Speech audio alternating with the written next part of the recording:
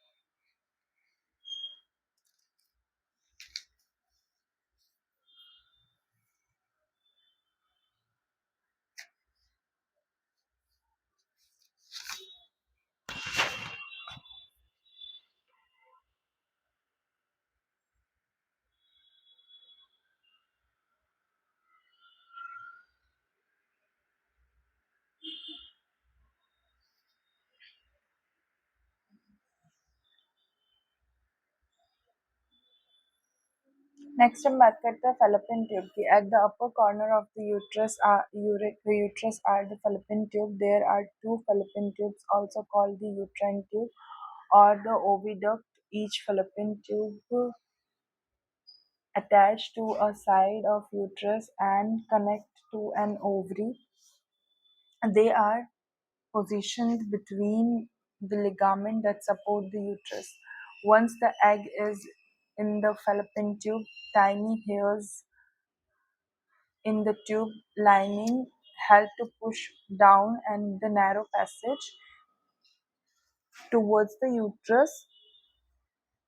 If a zygote doesn't move down the uterus and implant itself in the fallopian tube, it is called ectopic or tubal pregnancy.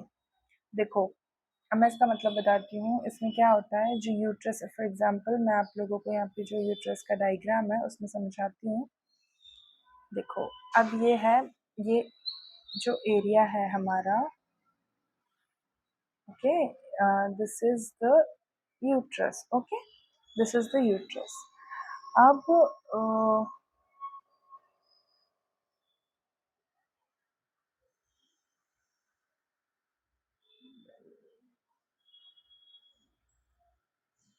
Okay, this area is uterus.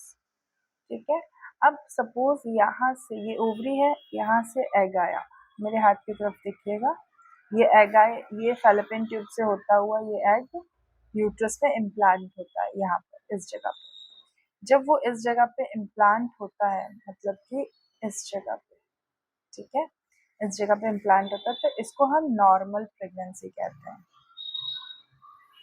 अभी इसको लेके कौन आता है इधर तक, कैसे लेके आता है, इसमें छोटे छोटे छोटे छोटे हेयर लाइक स्ट्रक्चर होते हैं जो कि यहाँ पर आके इसको यहाँ पे यहाँ तक भेजते हैं, एक पैसेज बनाते हैं, तो वो यहाँ से यहाँ पर इम्प्लांट हो जाता है. ठीक है. लेकिन अगर ये यहाँ से निकलकर इसी जगह पर इस फैलोपियन ट्यूब में ही जाके सेल्फ डेवलपमेंट करने लगे, सेल्फ अटैच्ड हो जाए, तो फिर इस जगह पे जो प्रेगनेंसी पनपती, that is called tubal pregnancy और एक्टोपिक प्रेगनेंसी. राइट, इस तरीके से हम कह सकते हैं इसको. ठीक है.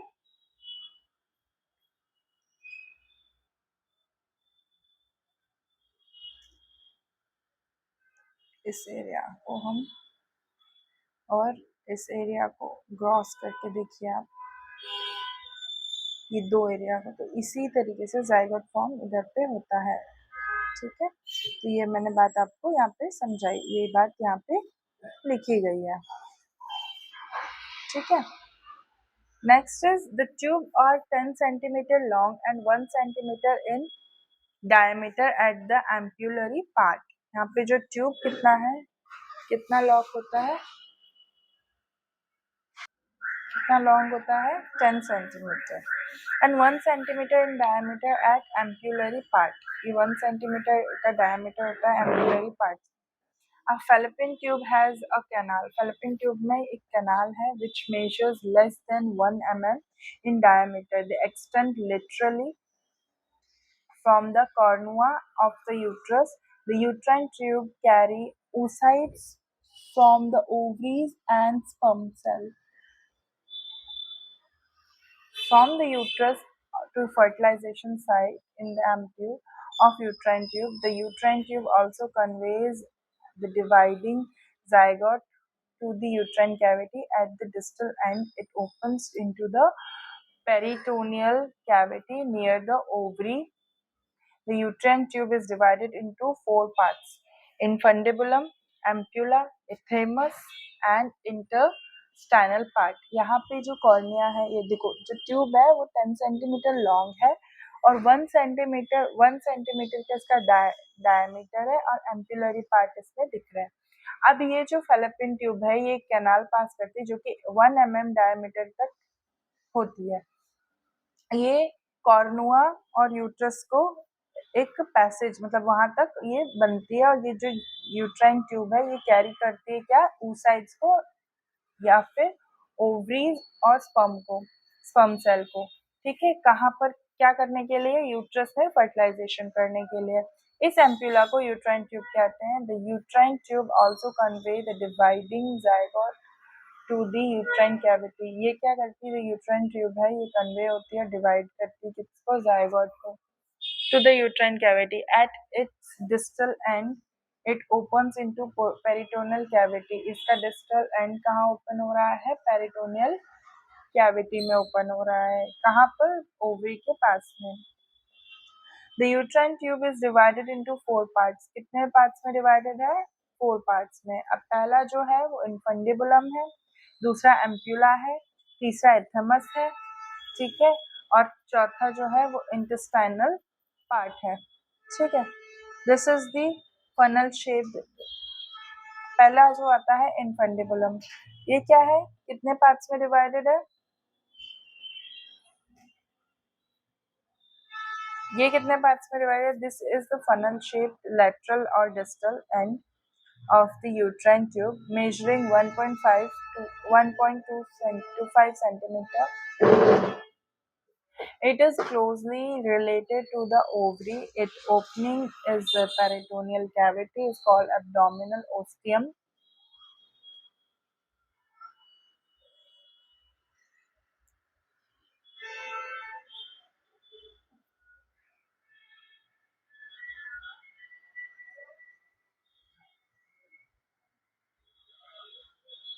About 2 mm in diameter, ostium lies in a bottom of the infundibulum. Infundibulum के bottom मतलब नीचे 2 mm के diameter में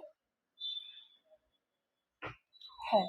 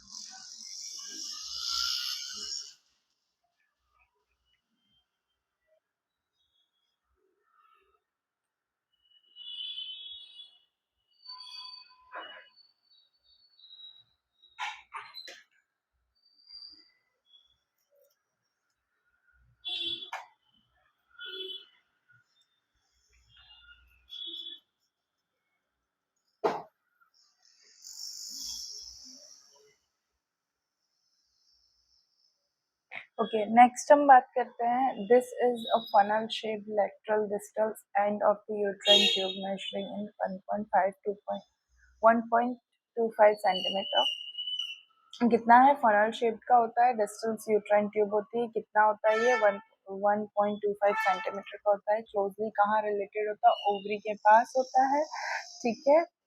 it open into the peritoneal cavity, ये कहाँ पे ओपन होता है? पेरिटोनियल कैविटी या फिर एब्डोमिनल ओस्टियम में, ठीक है। It is about 2.5 in diameter, कितना होता है? 2.5 इन डायमीटर होता है, ठीक है। और ओस्टियम है बॉटम ऑफ इनफंडिबुलम, जो ओस्टियम है ये कहाँ होता है? इनफंडिबुलम के बॉटम में।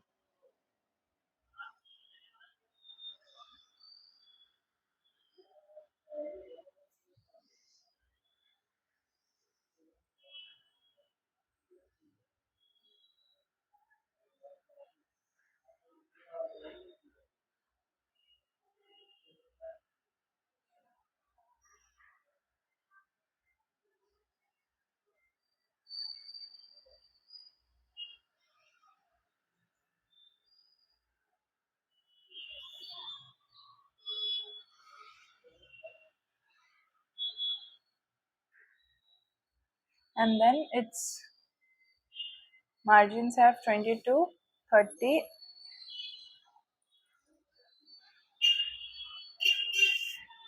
फिमरे एल फिंगर्स, मतलब जो मार्जिन कितना है इसका 20 to 30 फिमरे होते हैं इसमें, ठीक है। और these finger like projections spread over the surface of the ovary, ये finger like projection कहाँ पे attached होते हैं, surface of the ovary, okay। The next is during ovulation the fimbriae trap the oocyte and sweep it through the abdominal ostium into the ampulla। ये जो है ये ovulation के टाइम पे ये फिमराई ट्रैप करते हैं oocytes को और बाहर की तरफ झाड़ते, मतलब बाहर की तरफ इसको करते हैं। उसके बाद ओव्यूलेशन होता है एब्डोमिनल ऑस्टियम में या फिर एम्प्यूला में भेजते हैं, ठीक है।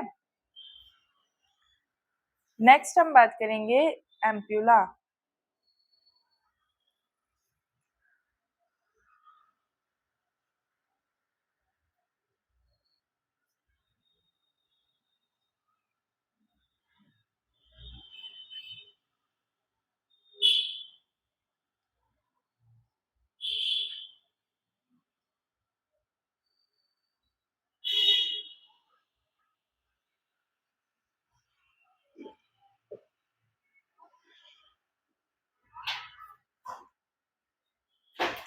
फिर नेक्स्ट हम ईसियम इथियम।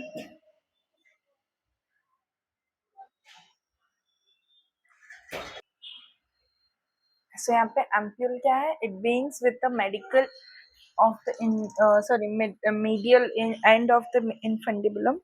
ये जो है एम्प्यूला ये कहाँ से स्टार्ट होता है, मीडियल एंड से, किसके, इनफेंडिबुलम से, है ना।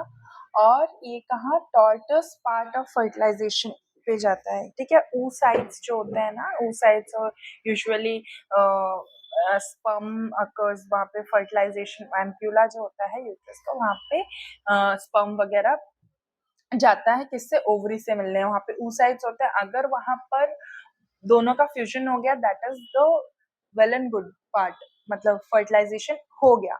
अगर नहीं होता फिर वो इम्प्लांट होने के लिए यूट्रस पे आता है, अगर वो नहीं हुआ तो वहाँ पे वो डिस्ट्रॉय भी हो सकता है। तो यहाँ पे जो ट्यूबिंग, अब जो ये बात कर रहे हैं हम एम्प्यूला की, मैं आपको बताती हूँ किस जगह पर हो रही है ampulla.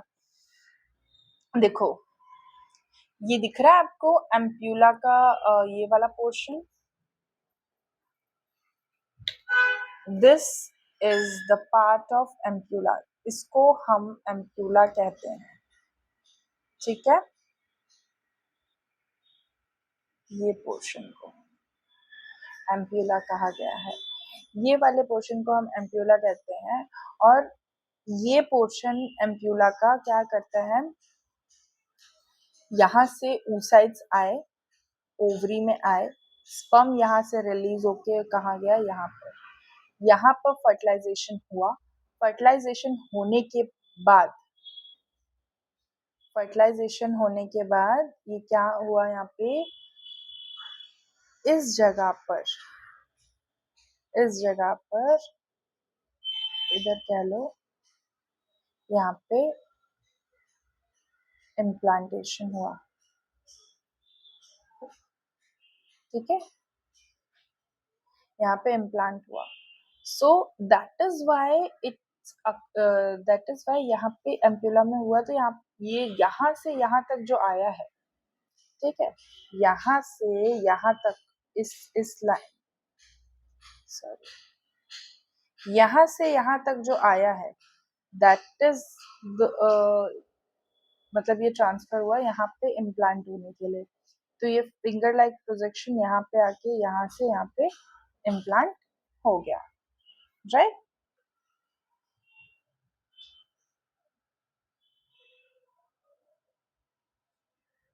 Okay. Next, what we have to do is,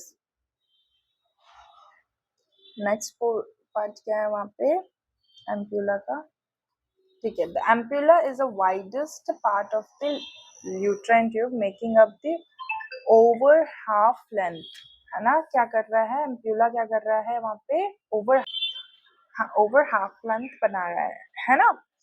next हम बात करते हैं यहाँ पे इथेमस की। This is the short is about 2.5 centimetre narrow thick wall part of the uterine tube and it's lumen is 1 to 2 mm in diameter. इसका जो कितना शॉर्ट है 2.5 सेंटीमीटर नैरो और थिक वॉल पार्टेड है। ठीक है, ये कितना हो रहा है uterine tube, it's lumen is 1 to 2 mm